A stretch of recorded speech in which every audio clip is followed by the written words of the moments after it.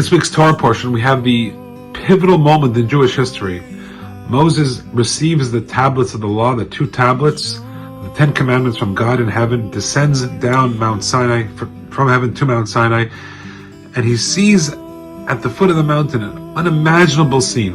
The Jewish people had constructed some sort of golden calf because they had mistakenly thought Moses had died in heaven or was not coming down.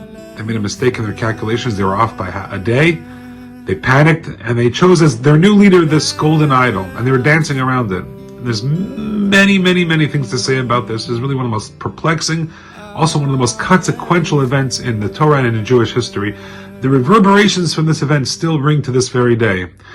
But I just heard an amazing, incredible midrash. I never heard this before, and if I wouldn't have seen this, I wouldn't have believed it. The midrash, the oral tradition, explains that God tells Moses in heaven, go down, get away from here, stop learning from me to receive the tradition, because it doesn't matter, I'm not giving it to the Jewish people. They're down there worshiping idolatry. Moses, remember, has the tablets. He's holding them. God tells him this, and then he descends to the Jewish people.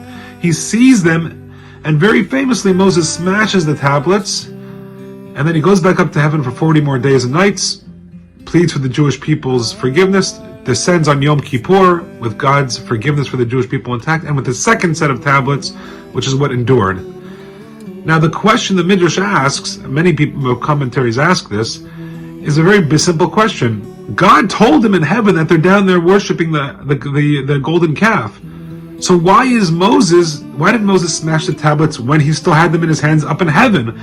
Why did he only smash them when he came down to earth and saw them worshiping it at the foot of the mountain? There's a number of answers, but I want to share with you the answer I just heard yesterday. Powerful answer. The Medrash says this, and it says that, you know why Moses didn't smash it when God told him? Because seeing is believing, and he did not want to believe, or he did not believe, as strange as that is, he did not want to believe something so poor about the Jewish people, his beloved nation, until he saw it with his own eyes. So God tells him, and Moses said, if you say so, God, I want to see this for myself. And then when he descends the mountain, and then when he saw them, and the Torah makes a point that he saw them doing this, and then he smashed the tablets. What an incredible lesson. Now obviously Moses believes God. He's God. Hashem doesn't lie. The Almighty is not telling Moses a trick.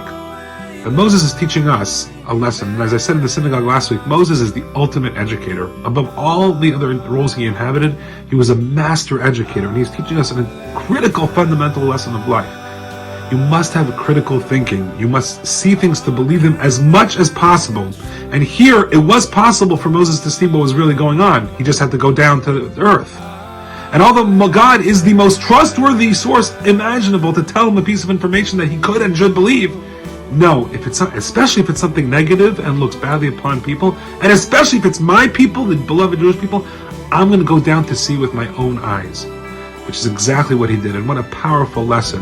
And we see all around us with AI and the birth of fake news, we have no idea, and it's so difficult to believe what's true and what's fiction, or what's even half and half. And as much as possible, Moses says, use critical thinking and see it to believe it.